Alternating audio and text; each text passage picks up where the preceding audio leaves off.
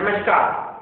राजस्थान विधानसभा चुनाव 2013 के संगरिया विधानसभा क्षेत्र के लिए आयोजित इन परिचर्चाओं में आप सभी का हार्दिक स्वागत है।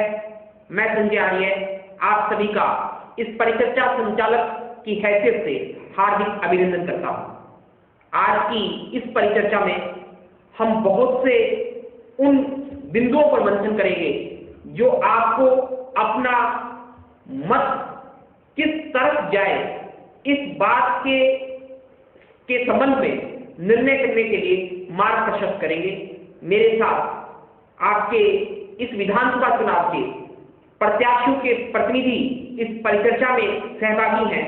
सबसे पहले मैं आपका उनसे परिचय कराऊं। मेरी बाईं ओर श्री सोहनलाल जी सोनी, आप जिला सचिव हैं जिला कांग्रेस कमेटी के, और संगरिया में भारतीय राष्ट्रीय कांग्रेस के प्रतिनिधि प्रत्याशी शबनम गोदारा के प्रतिनिधि के रूप में इस परिचर्चा में उपस्थित हैं। आपके साथ विराजमान है जमींदारा पार्टी के प्रत्याशी विमला जिंदल के प्रतिनिधि के रूप में श्री रमेश जी जिंदल। मेरी दाईं ओर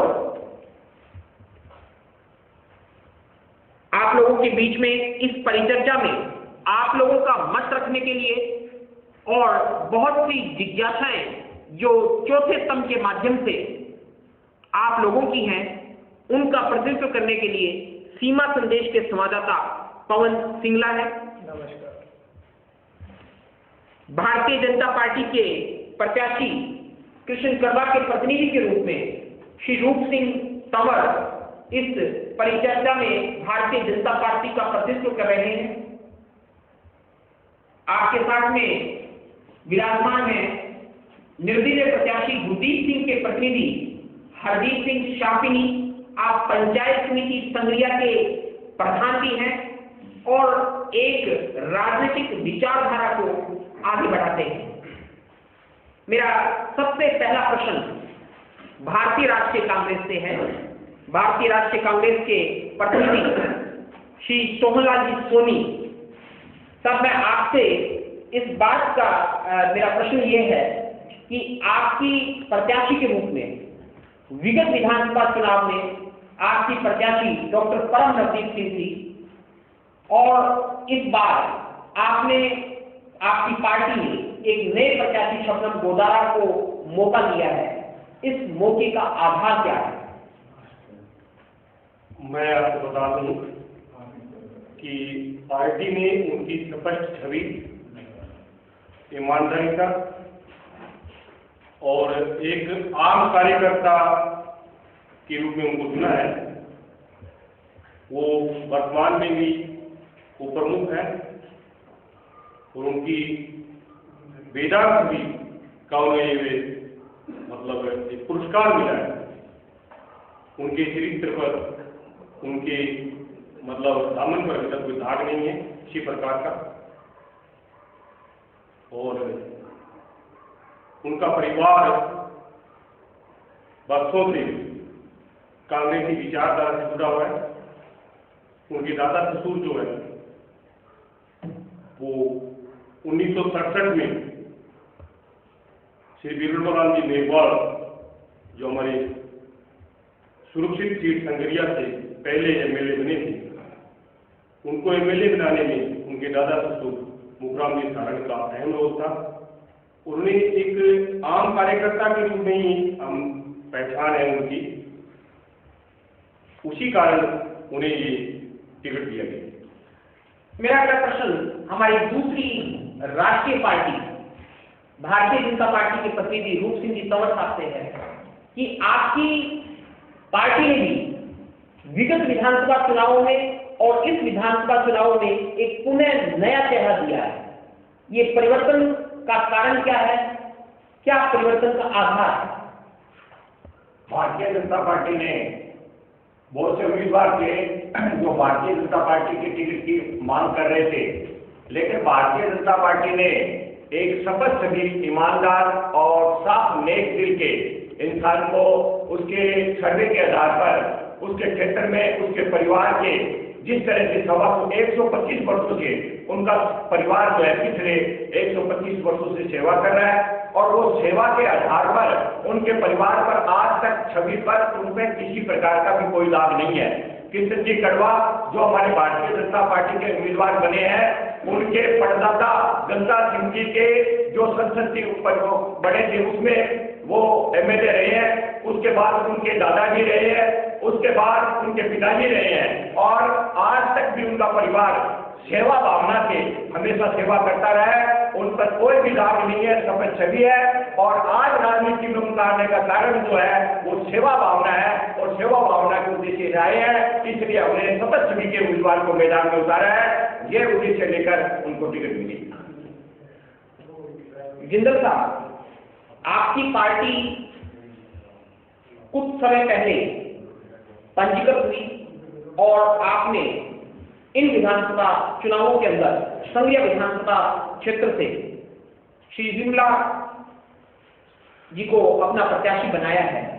आप क्या सोचकर इस राष्ट्रीय पार्टी का गठन किया है और क्या किस सोच के साथ संघीय से विमला जी प्रत्याशी बनी? पार्टी के राष्ट्रीय अध्यक्ष श्री बी डी अग्रवाल जी और गंगानगर विधानसभा क्षेत्र से पार्टी की प्रत्याशी कामनी जिंदल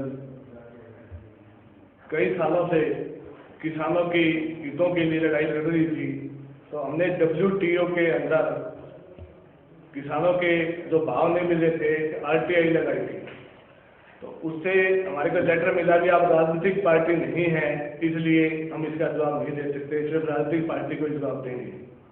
दूसरा ये था कि जब हम समाज सेवा में हमारी परिवार बहुत सालों से लगा हुआ था, तो कुछ समाज सेवा में ऐसी अड़चनें आई भी जो राजनीतिक पार्टी के बिना उसका समाधान मुश्किल था। ये सब सोच के एक तो उधर से आ गया कि राजनीतिक पार्टी ही इसका जवाब ना हो सकती है, दूसरा समाज सेवा के लिए राजनीतिक पार्टी का गठन किया और संज्ञा के निवासियों से हमने विचार विमर्श किया कि किस आदमी को प्रत्याशी बनाया जाए, तो इधर से आवाज आई सिर्फ परिवार का सदस्य ही प्रत्याशी बनाना चाहिए, हम उसी को वोट देंगे। इस सोच के साथ हमने राजनीतिक पार्टी का गठन किया और हमारी प्रत्याशी विमला जिंदल को नियुक्त किया। हरदीप जी, विगत विधानसभा चुनाव में भी गुरदीप जी निर्दलीय प्रत्याशी के रूप में मैदान में थे और इस बार भी निर्दलीय प्रत्याशी के रूप में मैदान में है। आप किस सोच के साथ इस विधानसभा चुनावों में चुनाव लड़ रहे हैं निर्दलीय प्रत्याशी के रूप में? गुरदीप सिंह चुनाव जो लड़ रहा है, पहले लड़ा 2008 में, तो उनकी खुद की इच्छा नहीं थी, जनता की इच्छा के हिसाब से पहले चुनाव लड़े थे। उनको जनता ने बहुत प्यार दिया, 2.5 वोट प्राप्त हुए। पुराने विधानसभा क्षेत्र से उनको 48 वोट की बढ़त मिली, क्योंकि उनकी जान पहचान कम होने के कारण कम वोट मिले थे और बहुत कम वोट अंतर से वो हारे थे। उसके बाद सुंदरा जी ने उनको बुलाया, पार्टी को मजबूत करने के लिए कहा, उन्होंने पार्टी मजबूत की, हर चुनाव में उन्होंने हिस्सा लिया। हनुमानगढ़ जिले में प्रथम प्रधान पंचायत संघीय का और पूरे जिले में एक ही बार प्रधान बना, जो गुरदीप सिंह की मेहनत से बना। हर चुनाव में उन्होंने हिस्सा लिया, चाहे वो पंचायत समिति का था, पंचायत का था, नगर पालिका का, पूरी भूमिका निभाई उन्होंने और 5 साल पार्टी की सेवा की। पार्टी पूरी उनके साथ खड़ी थी। जब एक गलत आदमी को, कांग्रेस परिवार के आदमी को टिकट मिली, कांग्रेस परिवार के कहने से टिकट मिली, तो पूरी पार्टी ने सीपी मंडलाध्यक्ष ने, हमारे संगठन मंडलाध्यक्ष ने लगभग 90% जन जो प्रभावित थे जैसे पदाधिकारी, उन्होंने रिजाइन किया। गुरदीप सिंह ने चुनाव लड़ने के लिए मना कर दिया था, लेकिन पूरी पार्टी और जनता ने उनको चुनाव लड़ाने के लिए कहा और उनको ये कहा कि आप चुनाव आप नहीं लड़ोगे, हम लड़ेंगे। उनका कारण ये था कि जो हमारा बदकिस्मती रही, हमारे संसदीय विधानसभा क्षेत्र से आज तक लोकल एमएलए नहीं रहा। सन 1980 से लेकर देखो, पहले महेंद्र सिंह जी से भाग के, केसी बिश्नोई से भाग के, कामरेड से भाग के, उनके बाद 93 में गुजर सिंह से भाग के, उनके बाद फिर दोहराए गए दोनों को, और मौके पर माननीय पद्म जी थे, वो भी जयपुर थे। लोकल विधानसभा का समस्या का किसी कैंडिडेट को पता ही नहीं था, तो सारी जनता ने ये कहा कि पार्टी में ठोक के भेज देती है और किसी जनता को कोई लाभ नहीं मिल रहा। तो गुरदीप सिंह है जो किसान की, व्यापारी की, मजदूर की एक एक समस्या को जानता है। वो छोटा किसान है, उसके हाथ से पानी भी लगाया है, उसने ट्रैक्टर भी चलाया है, उसने मजदूरी का काम भी किया है, इसलिए उनको हर चीज का बारे में पता है कि हमारे संसदीय विधानसभा क्षेत्र में किस चीज की जरूरत है। हमारे जो समस्या है मेन यहाँ पर वो पानी की समस्या है, और आज पानी के लिए भी बोला नहीं, तो सारी जनता के लिए चुनाव लड़ रहे हैं। गुरदीप सिंह जी अपनी मर्जी के लिए लड़ रहे हैं। रूप सिंह जी, भारतीय जनता पार्टी पर सीधा आरोप है निर्दलीय प्रत्याशी गुरदीप सिंह जी का, गुरदीप सिंह जी के पत्नी हरदीप सिंह जी का, कि उन्होंने जो भारतीय जनता पार्टी जो प्रत्याशी मैदान में उतारा है वो कांग्रेस की पृष्ठभूमि का है और कांग्रेस के हस्तक्षेप से ही उसको भारतीय जनता पार्टी का प्रत्याशी बनाया गया है। आपका क्या कहना है? ये बिल्कुल झूठ है, बिल्कुल आरोप निराधार है। वो कोई कांग्रेस से संबंधित नहीं है। पिछली बार उन्होंने चुनाव लड़ा, जिस तरह से गुरदीप सिंह जी भारतीय जनता पार्टी में शामिल हुए, उसी तरह से कृष्ण कड़वा शामिल हुए, और कृष्ण कड़वा ने जिस तरह से गुरदीप सिंह जी ने काम किया उसी तरह से कृष्ण कड़वा ने काम किया। और यहाँ जो सर्वे हुए उस सर्वे रिपोर्ट में वो सर्वोपरि रहे, 8 सर्वे हुए, 8 सर्वों में वो पहले नंबर पर रहे। उनकी उस सर्वे के आधार पर वसुंधरा जी ने यह कहा था कि जिनका सर्वे में सबसे प्रथम स्थान रहेगा उसको टिकट दी जाएगी, और उस सर्वे के आधार पर उनको टिकट दी गई।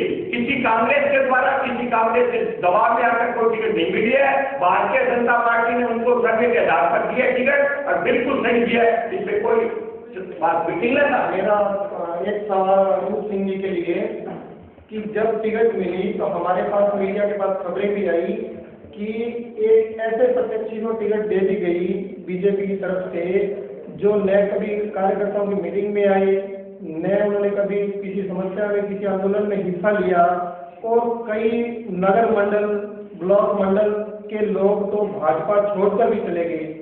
तो ऐसा क्यों हुआ? वो लोग पार्टी छोड़ने की बात कर रहे हैं जिनका पार्टी से कोई समझ ही नहीं रहा। वो लोग आज तक भी पार्टी के अंदर जो छोड़ के गए हैं उनमें से मैं बताना चाहूंगा।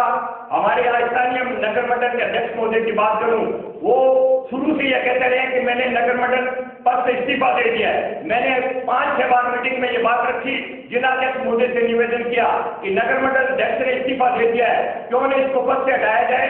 लेकिन नगर मंडल अध्यक्ष ने एक इस तरह की चाल चली और बाद में आकर उनको रोका गया। जिलाध्यक्ष महोदय ने कहा, फिर वो आए। और दूसरी बात, जब टिकट मिल गई और जो ज्ञातपटक टीपी क्षेत्र के लोग हैं वो ये चाहते थे कि किसी तरह से आकर हमारी मान और मनोहार किया जाए।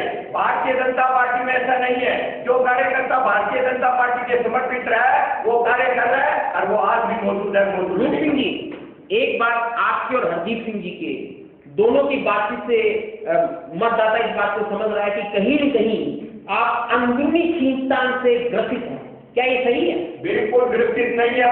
हमारे सभी जो चुनाव लड़ने वाले हैं, जितने भी टिकट मांगने वाले हैं, सिर्फ गुरदीप सिंह को छोड़कर बाकी हमारे साथ तन मन से साथ है, आज भी हमारे साथ लगे हुए हैं। जो क्षेत्र के अंदर है हम जा रहे हैं, लोगों का जन समर्थन हमें मिल रहा है, हर तरह का समर्थन हमें।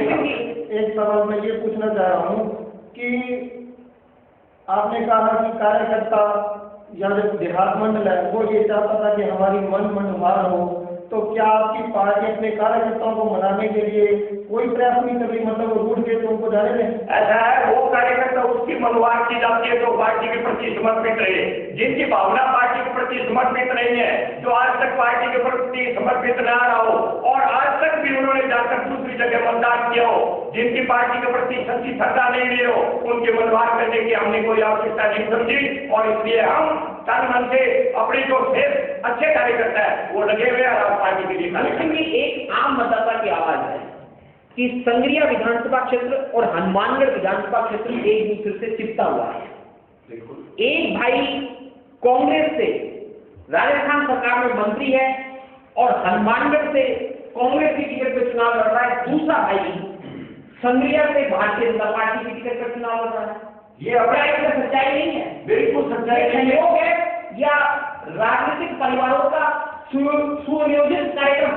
मैं आपसे निवेदन करना चाहूंगा, ये अपने अपने भाग्य की बात होती है।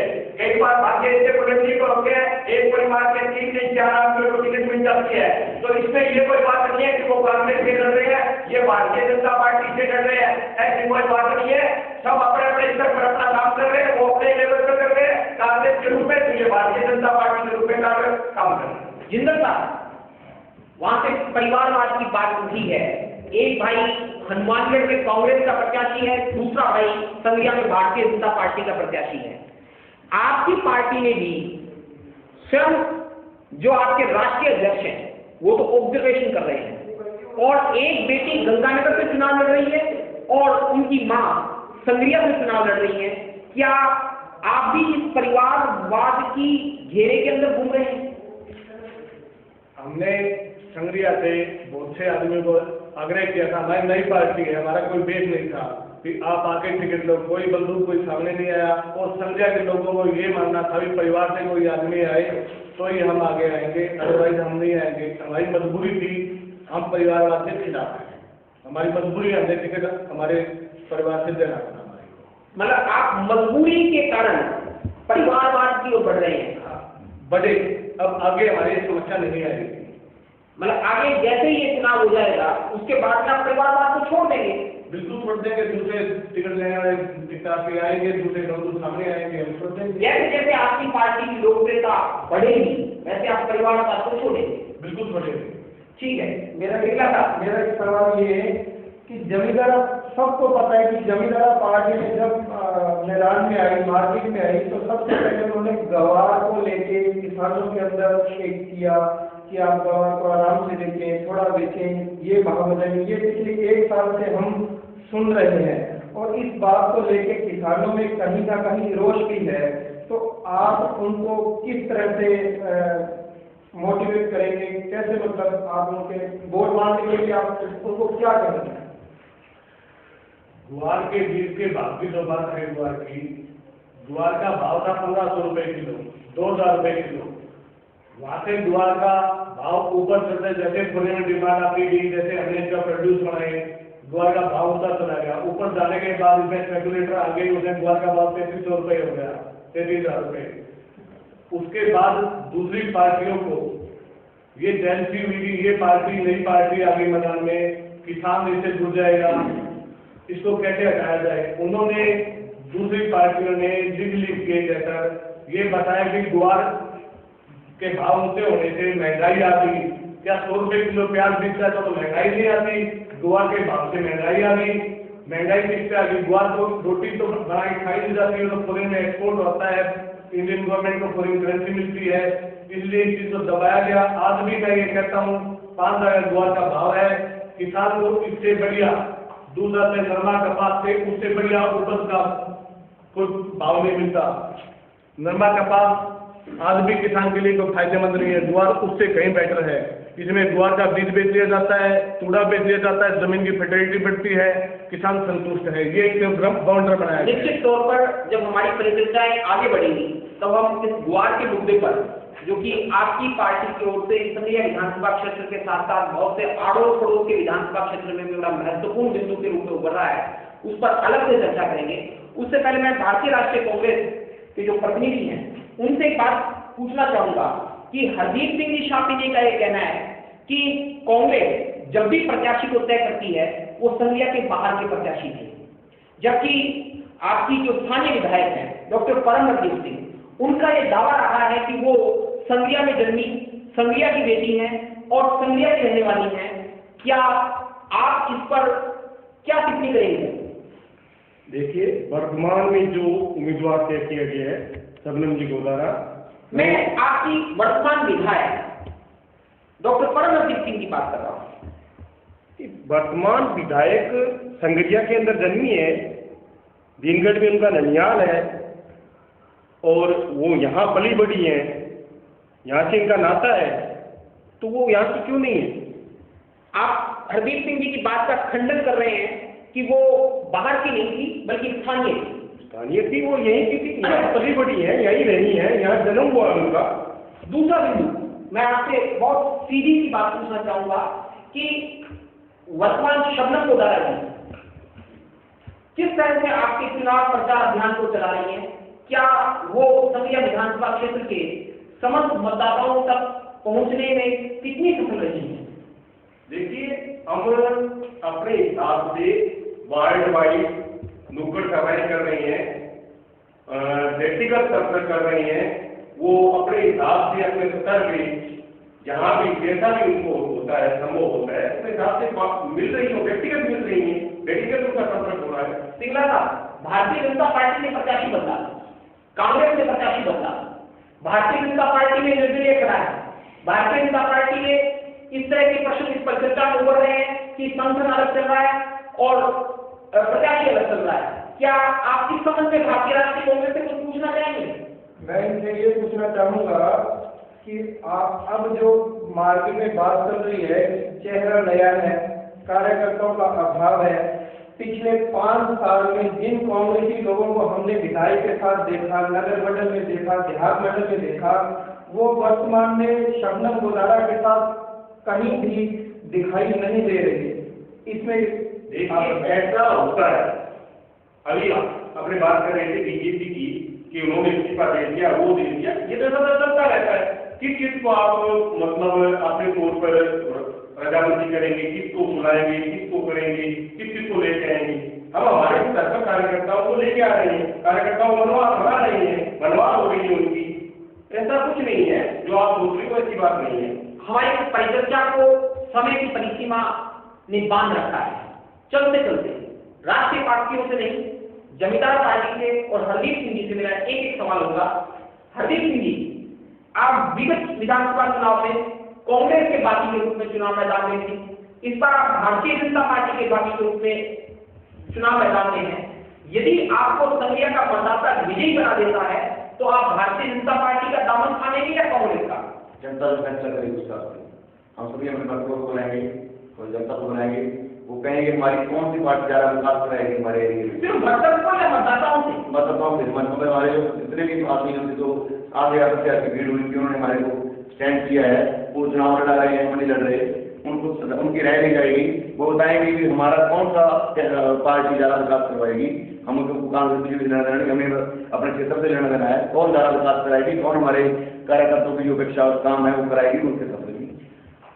जमींदार पार्टी के प्रतिनिधि रमेश जिंदल साहब, अगर राज्य में सरकार बनती है, उस सरकार को देख के फैसला लेंगे, अपने जगह पर खड़े रहेंगे, कांग्रेस के साथ जाएंगे, बीजेपी के साथ जाएंगे? हम दोनों राष्ट्रीय पार्टियों के खिलाफ हैं। हम हमारे अलग से मोर्चा बनाएंगे, अलग रहेंगे, किसी को समर्थन नहीं देंगे। हम जनता के साथ रहेंगे, हम जनता के बीच में जाते हैं, हम इनकी नीतियों का विरोध करते हैं। क्या आप ये समझते हैं हम जीत जाएंगे, उनको जाके बाद में विलय कर लेंगे हमारा? हम अलग रहेंगे, हमारी पहचान बनाएंगे। हम निश्चित तौर पर हमारे इस विधानसभा चुनाव 2013 की आज की परिचर्चा में कौन सी पार्टी ने किस प्रत्याशी को किस सोच के साथ मैदान में उतारा है, किस सोच के साथ वो चुनाव मैदान में अपनी रणनीतियों को बना रहे हैं, हमने इन सभी बातों पर आज आप लोगों से मुखातिब हुए, आपके प्रत्याशियों के प्रतिनिधि मुखातिब हुए। आगे आने वाली परिचर्चाओं में हम इन्हीं मुद्दों को आगे बढ़ाते हुए इनके एजेंडे क्या हैं, ये क्या संगरिया की प्रमुख समस्याओं को मानते हैं और किस तरह से उसके समाधान का रास्ता प्रशस्त करेंगे, इन सभी बातों पर हम इस विचार मंथन की प्रक्रिया को आगे बढ़ाएंगे।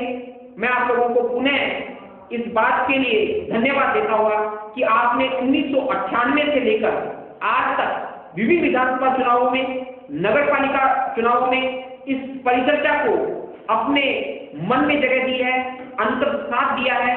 हमारी सारी टीम का, अनिल डिजिटल स्टूडियो का, विद्यासागर जी का, संगरिया केबल नेटवर्क का, जिनके माध्यम से इन परिचर्चाओं का संयोजन और प्रसारण होता है निःशुल्क इस उपभोक्ता संरक्षण की समिति की प्रक्रिया के अंदर, जिसमें हम जागरूकता के लिए इन परिचर्चाओं का संपादन और संचालन करते हैं। एक बार अंत में सभी प्रत्याशियों से एक बात का निवेदन करने की, अपने अपने तरीके से अपील करने का और समापन के लिए अपने दर्शकों का अभिवादन करने के लिए इस अपील के साथ कि आपके प्रत्याशी के पक्ष में नहीं, सही प्रत्याशी के चयन के लिए मतदाता अधिक से अधिक संख्या में मतदान केंद्र तक आए। हरदीप सिंह जी। विधानसभा संग्रिया के सभी जागरूक मतों से ये अपील है कि आप 2013 के विधानसभा चुनाव में ज्यादा मतदान करें। जो कैंडिडेट आपके बीच में रहता है, आपको दुख साथी है, उसके प्रति मतदान करके अपने इलाके को खुशहाल बनाएं। रूप सिंह जी।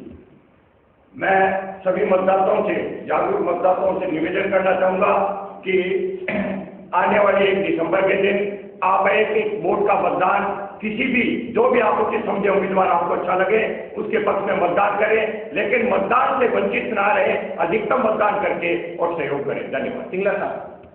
जागरूक रहें, आचार संहिता का पालन करें और ज्यादा से ज्यादा मतदान करें। सोनी साहब। सभी संग्रिया क्षेत्र के नागरिकों से मेरा निवेदन है कि वो ज्यादा से ज्यादा मतदान करें। अपना जो अच्छा लगे, सच्चा हो, ईमानदार हो, योग्य हो, उसको वोट करें। वोट अवश्य करें, अपना अधिकार है मतदान जरूर करें। जिंदल साहब।